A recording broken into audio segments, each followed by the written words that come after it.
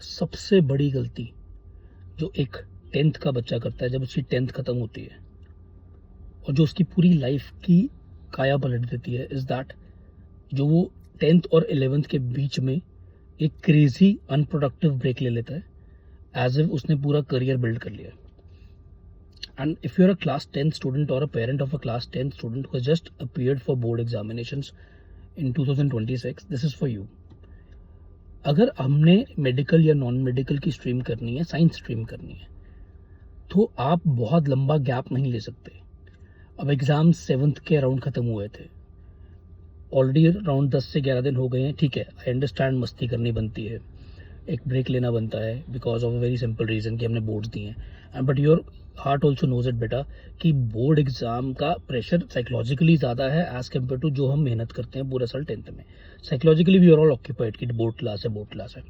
But अब होता क्या है, अब जब हम साइंस स्ट्रीम लेने जा रहे हैं, जब हमने एक डिसीजन ले लिया है, इट इज़ इम्पॉर्टेंट दैट हम उस डिसीजन की रिस्पेक्ट करें और वो जो चीज़ डिमांड करती है साइंस स्ट्रीम को करने के लिए, जो वर्क एथिक्स चाहिए वो बिल्कुल डिफरेंट हैं जो 9th-10th को करने के लिए चाहिए. What science stream deserves is a lot of repetition and a lot of conceptual understanding and a deep concepts being cleared and a lot of practice.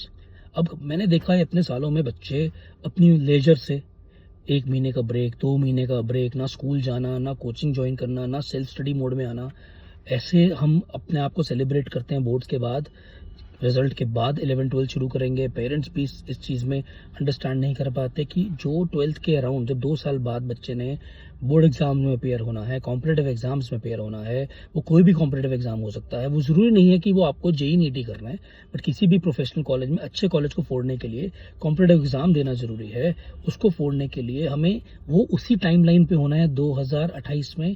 वो आपकी वेट नहीं करेगा कि इस एक्स बच्चे ने तो जुलाई में 11th शुरू करी थी, मैं एग्ज़ाम इसके लिए आसान बना दूं, या इसने अप्रैल में शुरू करी थी, इसके लिए एग्ज़ाम थोड़ा सा टफ बना दूं. ऐसा नहीं होने वाला.